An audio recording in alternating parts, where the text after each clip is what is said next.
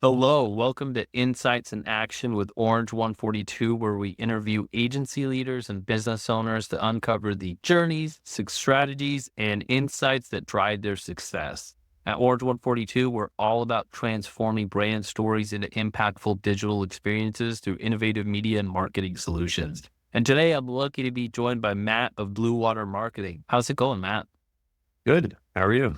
I am good. I would love to start off a little bit by just learning a little bit about your background, Matt, and a little bit more about the Blue Water Marketing. Sounds great. So yeah, I've come from a more of a boots on the ground type of marketing background before entering into the digital world at Blue Water. So I worked for a substance abuse facility in South Florida for 5 years, ended up becoming director of marketing over there, understood the importance of the digital role in generating customers, clients for that business. And then after COVID, basically, like things took a turn and I ended up really just taking a break from that whole industry. There was a lot of positives, but there was a lot of negatives attached to that Mhm. industry. So then from there, I've known Chris, my business partner, for years, and his wife was in my wife's wedding. And then from there, just came in with the best offer. I was just looking for something to do, Right on. honestly, like trading stocks. I was like, hey, let me do some sales for you. Like, that's cool. I got a sales background. I know how to talk to people to generate business. We'll do whatever it takes to grow the business.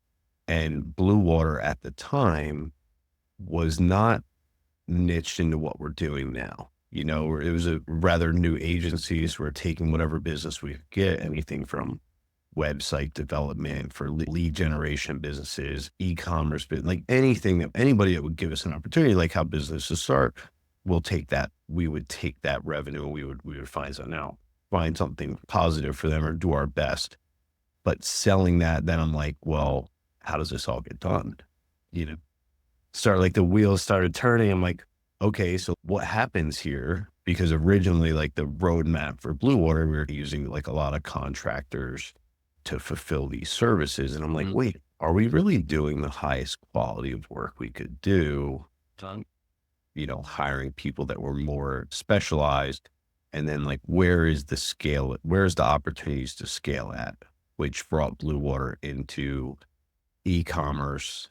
And over the last 2 years, like our whole roster has changed and our whole business model has changed. And the people that we have here on staff has that all of it has changed. So Wow. That's awesome. And it's cool that, I think you start to I come from a sales background too. And so you start to like just by talking about it enough, you start to like your wheels do start turning a little bit about, okay, well, cool. Now I just by talking about this, I start to understand marketing a little bit more and you start to piece things together. And it's such a superpower as a salesperson to know exactly what your business is about and not just be like dangerous enough to know it, but truly know the ins and outs of it because it helps you sell so much better. yeah, I found, like I said, it was as you're talking to potential clients and you're explaining them the services, hey, like you can't guarantee anything in the digital Yeah. world. So you'll end up being the next business. It's just like making all these promises and all of the other agencies out there that do the same thing. We'll do this and this. And then the results don't line up with what they talked about on their sales calls. So as I'm going through this and I'm like explaining all these benefits and why they should work with us, I'm like, well, how do we actually get these best results for these clients? And then you just start to put your eyes on things, especially when you have a small team, you start to put your eyes on certain things. You're like, okay, wait, well, I have an operational background, previous military experience. I'm like, hold on, wait, we could really make this so much better. We just started improving the whole machine. Yeah. No. Yeah. Blue Water Marketing's mission is all about transforming six and seven figure e-commerce stores into powerhouse brands. And so what core elements do you guys focus on to elevate these brands from successful businesses to major players in the industry? I would say that the one thing that I believe we do that really sets us apart from other agencies is dive into the financials of the business. So we have a CPA that we work with. So like when we get a call and we're going through that initial roadmap of laying it out, we have our CPA dive in, find out true LTV, MER, contributing margin, like all of these metrics that are so vital to really determine where should we actually scale at. As right, like this metric, you can't go on that. It doesn't work just to go on platform metrics versus MER in business. So I'm spending more money, I'm making more money, but I don't have more profit. So what's happening there? There's a big disconnect. And it seems like right around that $1 to $1.5 million mark for e-com stores, like where things really break down. They seem to really lose track. They're either bloated in certain areas, they're spending too much without seeing the results. They don't understand that a 1.5x return is not viable. And they're like, it's more than what's a 1.5. They're telling me like, that's okay. And it's no, you can scale at potentially a 2.7 MER based on your cost of your goods and everything else like that. We can scale or the opposite of that, you have some client that's, I need to be at a 5.6 and you're losing so much money because you're not pushing when you could. So like you're like putting the reins, or you're holding the horse down in a sense. So there's both sides of it. More commonly though, you have the $1.5 million business who's like just not as profitable as they could be because there's things that they're just wasting money on and they aren't able to see it because the machine just starts to get larger. The mom and pop feel is gone. They have 5 or 6 different employees. They now have a payroll and they're overpaying for a lot of different services that they can't necessarily see an ROI on. So like that's more common is like Yeah. you attribute revenue to things that are on their P&L. Yeah. Well, I love that approach. You guys are actually bringing in solid numbers. And I think most people, not you guys, because you do this all the time, but most people would be surprised to see how many 6 and 7 figure brands don't truly know those numbers, like their LTV and like the true LTVs and those types of things. So that the fact that you guys are bringing actual numbers and real data into it, I'm sure makes such a huge difference because that was the golden metric was ROAS. You know what I mean? And for a lot of companies, they still treat it as such but there's so many times where you could be like you're saying a 1.5, 2x ROAS and you're like, wow, this is our best month ever. But then when you dive into the numbers, it's actually, you barely made any profit, it's always so interesting to uncover those types of things. And you really get that in e-commerce, D2C and all that stuff, right? Yeah, it's pretty crazy. And again, some people, a lot of businesses, I just don't think they understand where that line is, where profitability starts. And then we do a hybrid with a fixed fee and a percentage model. So the fixed fee covers ad spend up to 30 grand, whatever that is. It depends per client, right? Wow.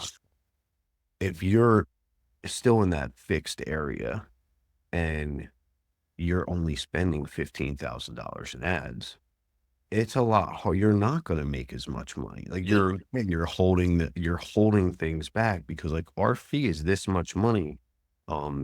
Regardless whether we are shy on ad spend or if we're aggressive up until this point. So get the most out of it. Let us get the best return for you and you'll see more profit. Wow. And, with a focus on we touched on this a little bit, but with a focus on these D2C brands that are generating significant monthly revenue, how do you guys ensure that your marketing strategies are tailored to meet the unique demands of high performing e-commerce businesses? Like I know you guys do the CAB, the CPA and all that. I'm sure that guides a lot, but I was just curious about if there's anything else that you guys do as well. So to meet the demands of the business, can you repeat that?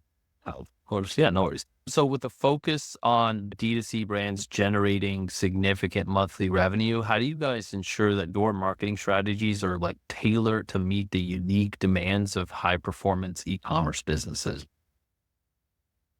I would say a lot of it starts just with the onboarding. Our first week is really just completely devoted to understanding their brand and then developing what angles. So I think a lot of strategies fail, especially when you think about the visual. If you're using Facebook, which if you can't, some products really don't do well on Facebook. We all know that they're better for Google, but even with Google, there's a visual element. But leaving that aside, if we're looking at Facebook as like the number one channel that we're going to spend, say, 60% of their ad spend, or maybe it's their only channel and they are a Facebook only type of brand, I think it all really comes down to that onboarding questionnaire, what we're filling out in our persona guide, like our brand brief, reviewing all of that with the client and making it more of a partnership. Like we determined together that we're going to test these various angles against these potential customers and to see if they work. And now we also do a lot of pretty intense testing in Facebook itself. I think one of the other key factors in this for Blue Water, and we've tried it for years. And over the last year, I feel like we've really dialed this testing structure inside of our campaign. So we'll start with creative test where we keep all the variables the same. And then we are running an ad group on an ad set level budget with 4 different creatives. So same audience, same ad copy. And then we're able to determine based on return, which creative is best. Then we move that down into an ad copy test where we'll test different variations of ad copy. Finally, we do audience testing. Then we move them up to a scale campaign. So it's worked here. Now we're giving everything Facebook. Like we've determined this is all working. It's generating profitable sales, generating a profitable return. And we're able to start scaling with that to hopefully get out of that learning phase on that campaign. Because that's always the goal. Yeah. But it's a lot harder to get out of there than people think, depending on the product, the price of the product and your return to get out of there with a good ROI, I should say. Well, I love that metrics driven approach, staying pretty unemotional and letting the numbers talk. And I'm curious, just to get a little technical here. So one thing, obviously, I think it's well known that the best brands anywhere, not just in e-com or D2C, but they test like on average, like 11 times more than most brands in terms of creative. And so I guess I was curious, you guys take this approach of testing the creative first. Do you think most people would go try to test the audience first before the creative? And if so, what makes you guys want to test that creative first? So we do have an audience. Yeah, For sure. You know what I mean? There is an audience, but I think when you're talking visual, if the creative's not working, it doesn't really matter what audience you're thinking about. Yeah. And the truth is, it's just an unfortunate fact that 85% of ads are going to fail. Now, when I say fail, I fail to get the return that you need to generate. They might get volume of purchases, but they're at a 1.2, 1.3. It's just probably not good enough. Yeah. Why are we not? If people are liking the ad enough, what are we doing wrong somewhere else? And maybe that at that point it is the audience. So if this is volume of purchase here, or maybe it's something ad copy, but probably more the audience at that point. But I think the visual appeal on a visual platform is so important. So that's why we generally start there. Exactly. And I think a lot of people underestimate, like, especially on a platform like Facebook, underestimate the power of its algorithm. That is what the company is. That's why it's a multi-billion-dollar company. So like lots of times, even having run some ads myself back in the day, you could just leave the audience open a little bit. And it really was all about your creatives. And it still is, because Facebook is really good at finding those customers on its own. So I like that you guys really take that approach of creative first, because I think that a lot of people do try to like really focus in on interest targeting, behavior targeting, lookalike audiences, which are great. But you're right. I mean, you've got to do something that gets people interested when they're going about their day, some sort of pattern interrupts. I love that approach. That's really cool. Yeah, it's been a big learning curve for me because most of my background has been with Google. So 2.5 years or 3 years went from learning everything possible with Google and Google's algorithm. And it's a lot more, the consumer is already interested. Like they're putting that search query in versus on Facebook. We're trying to get somebody off of their feed, get them to complete a purchase. Like the intent isn't there. I don't get on Facebook. Oh, what am I going to buy today? You know what I mean? But if I put on Google and I'm looking for a product, Yeah, I have a pretty good intention of purchasing that product. So I'm like, this is pretty easy. Like, I just got to figure out where's the best place to spend the money.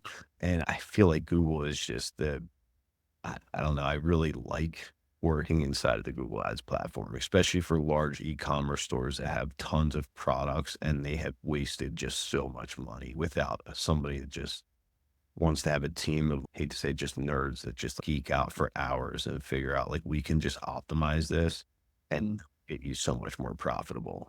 Yeah, for sure. I think a lot of brands do start off on Facebook, and Google is it's really interesting because I was seeing like Facebook was all the rage for e-com brands, and I'm really seeing in the market this like shift for a lot of people back into Google because it's the completely different marketing strategy, but so powerful once you get it right. If you can understand the nuances of things like Google Shopping and whatnot, you can really increase your bottom line. And I think a lot of people are just stuck on that Facebook thing. But if you can add that channel and do it well, or get with a company that does it really well, then it's really going to make a difference in your growth.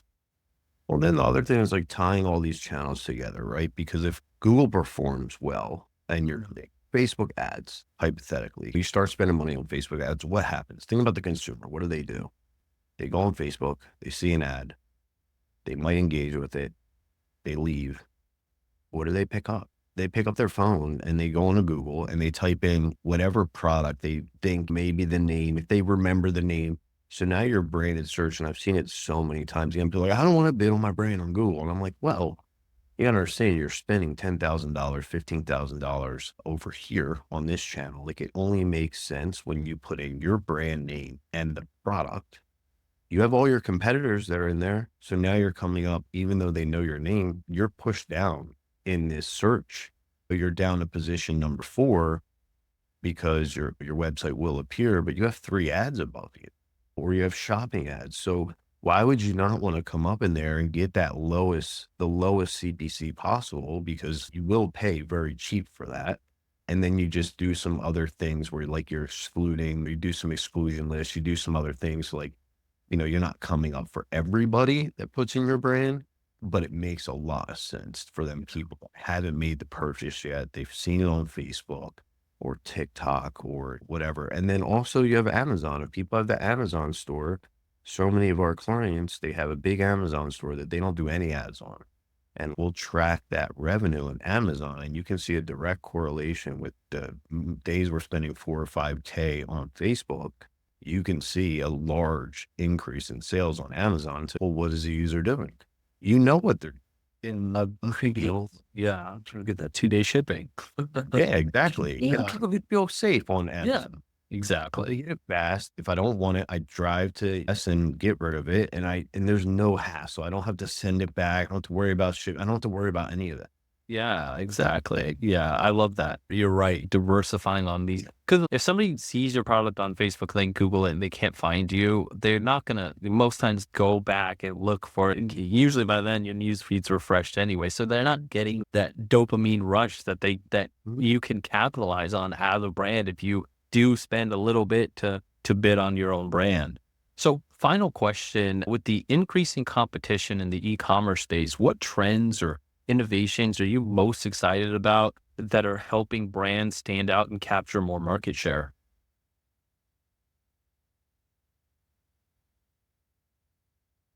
For the businesses that we're working with specifically, I wouldn't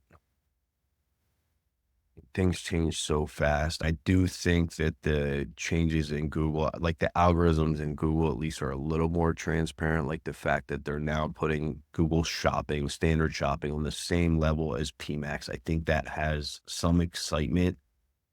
But for the brands that we work with, going back to what I said, it's not, I don't really feel like there's some groundbreaking trend. Potentially what happens if TikTok loses their algorithm. I don't know how that affects things because I think they are going to have to sell that to an American company and they will, like China will not sell that algorithm. But I don't think that's a positive. That's nothing to be excited about.